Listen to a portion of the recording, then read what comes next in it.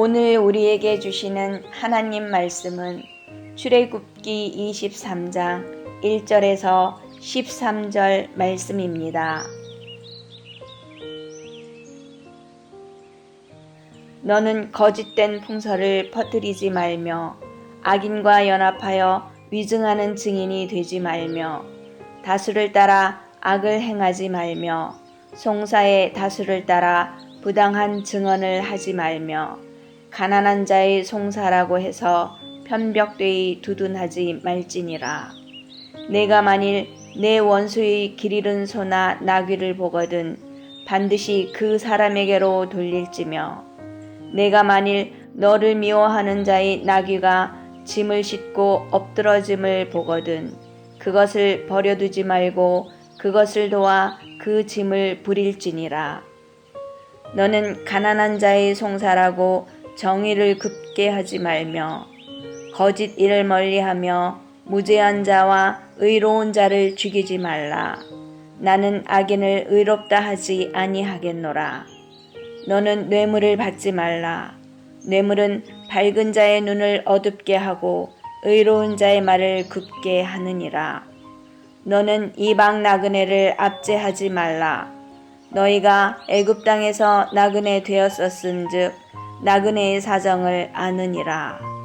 너는 6해 동안은 너희 땅에 파종하여 그 소산을 거두고 7째 해에는 갈지 말고 묵혀두어서 내 백성의 가난한 자들이 먹게 하라. 그 남은 것은 들짐승이 먹으리라. 내 포도원과 감람원도 그리할지니라. 너는 6해 동안에 내 일을 하고 7째 날에는 쉬라. 내 소와 나귀가 쉴 것이며 내 여종의 자식과 나그네가 숨을 돌리리라. 내가 내게 이른 모든 일을 삼가 지키고 다른 신들의 이름은 부르지도 말며 내 입에서 들리게도 하지 말지니라.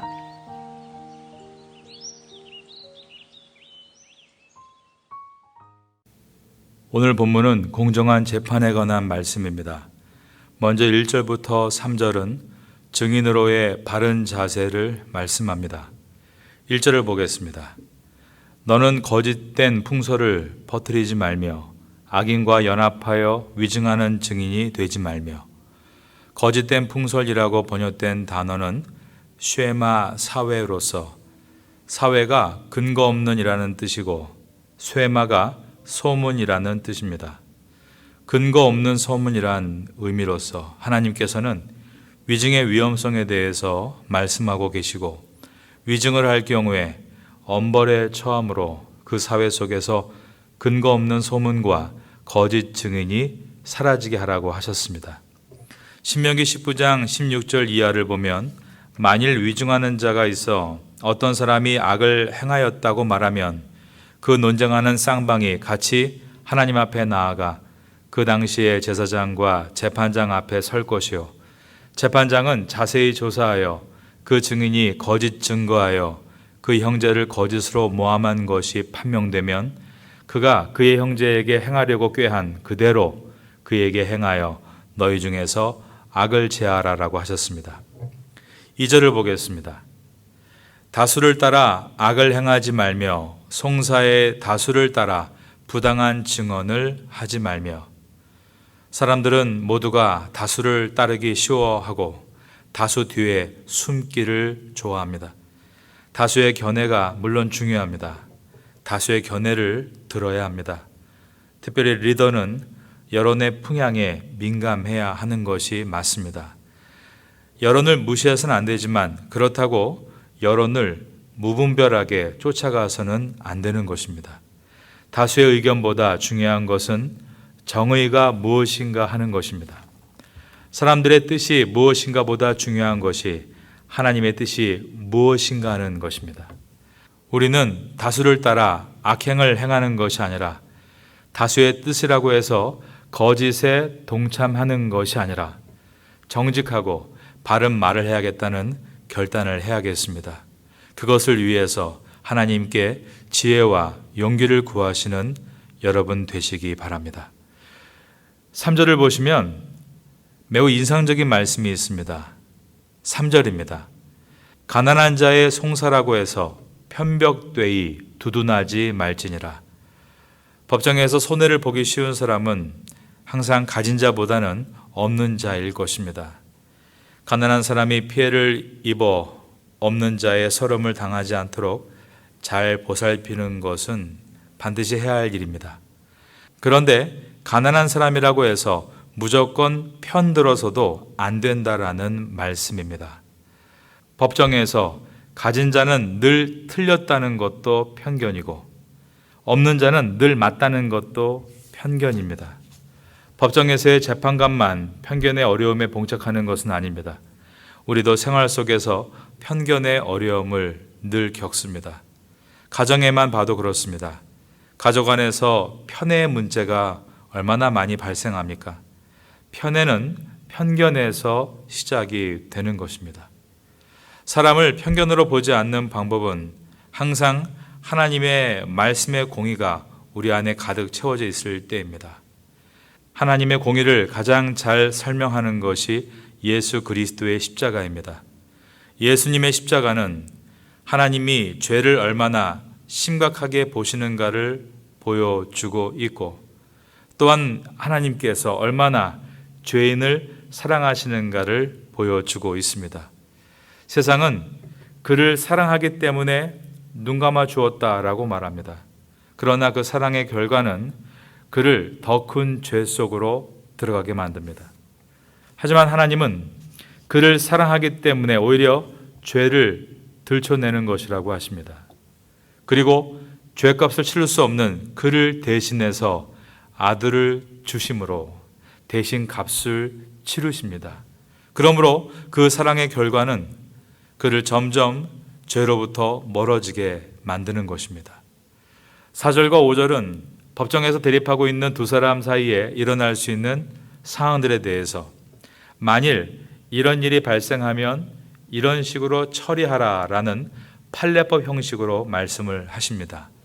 4절입니다. 내가 만일 내 원수의 길 잃은 소나 나귀를 보거든 반드시 그 사람에게로 돌릴지며. 지금 법정에서 두 사람이 대립하고 있다면 서로 원수지간 아니겠습니까?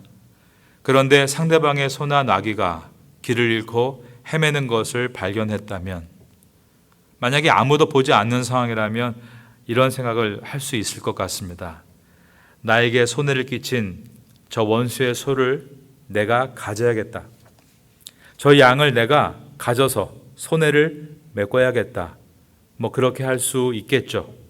그런데 그런 상황이 발생했을 때 하나님은 반드시라는 단어를 사용하시면서 본래 그 사람에게 되돌려 줘야 한다라고 하신 것입니다. 이것은 신앙인은 아무도 없는 그 자리에 하나님이 계신다는 사실을 잊지 않고 어디서나 공의롭게 행동해야 한다는 말씀입니다. 5절도 마찬가지 이야기입니다. 그런데 4절보다 좀 더 어렵습니다. 5절입니다.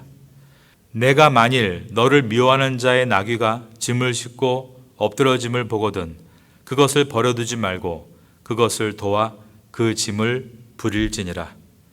원수의 나귀가 엎어져서 싣고 있던 짐이 다 흐트러지고 말았습니다. 그런데 그것을 손수 땀 흘려서 짐을 다시 쌓아주라는 것입니다. 하나님 앞에서 공의를 따라 사는 사람은 결국 인생에서 승리하는 사람이 될 것임을 보여주신 말씀입니다.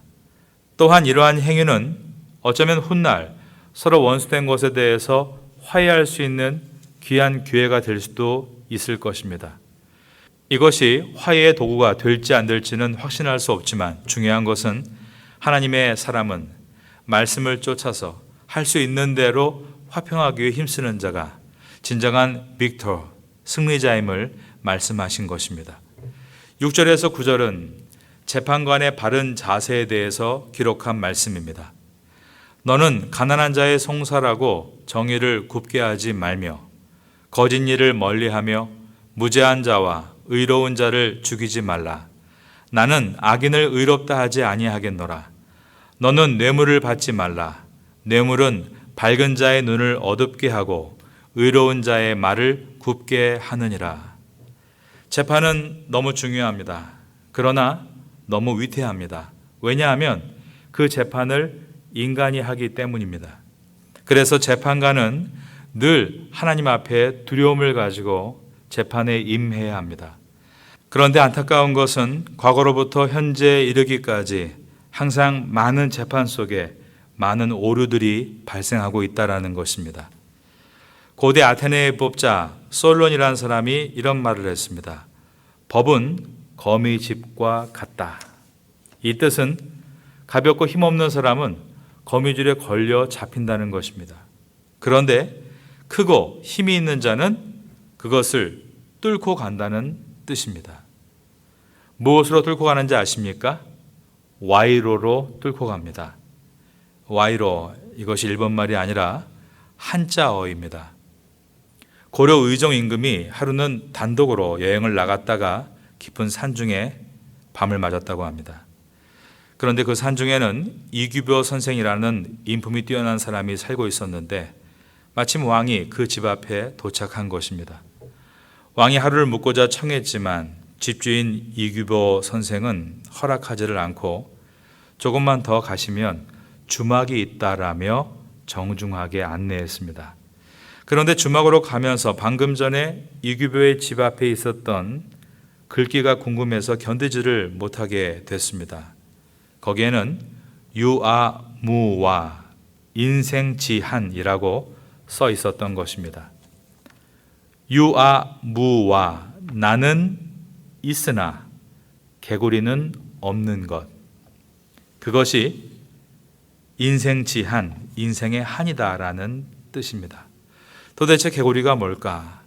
한나라의 임금으로서 어느 만큼의 지식을 갖추었다고 생각했는데 이해가 안 되자 잠이 잘 오질 않았습니다. 그래서 다시 이규보 선생 집으로 돌아가서 부디 하룻밤만 머물게 해달라고 사정을 했습니다. 그래서 이규보 선생 집에서 잠을 자게 됩니다.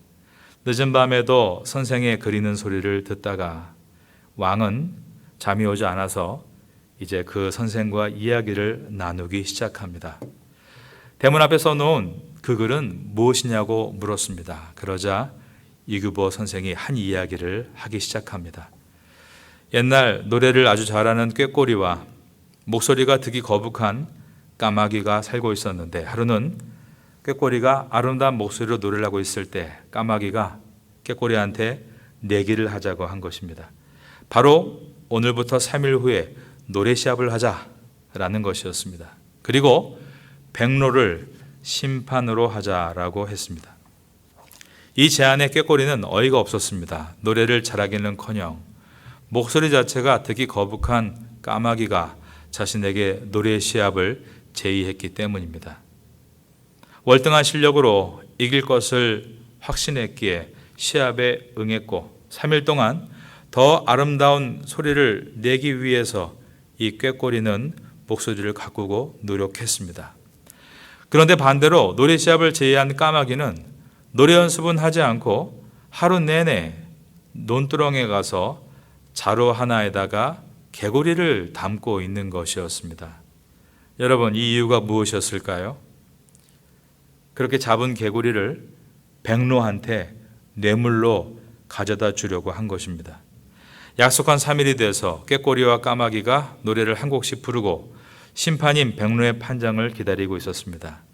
꾀꼬리는 자신이 생각해도 오늘 너무 노래를 잘 불렀기 때문에 당연히 승리할 거라고 장담했지만 결국 심판인 백로는 까마귀의 손을 들어준 것입니다.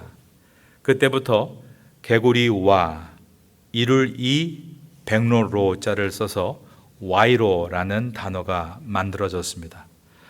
왕은 이 이규보 선생의 학문과 인품이 아까워서 다시 한번 과거를 보기를 청했고 이규보가 과거를 보러 갔는데 바로 그때 왕이 낸 시제가 바로 유아무와 인생지한이었다는 이야기입니다. 요즘에도 개구리 좋아하는 백로가 얼마나 많은지 모르겠습니다. 과학은 발전해도 인간의 부패는 변하지 않는다는 것입니다. 성도는 이러한 세상 속에서 물질에 흔들리는 것이 아니라 하나님의 말씀에 굳건하게 서야 합니다. 성도는 1차적으로 이익을 쫓아가는 것이 아니라 의를 쫓아가는 사람들입니다.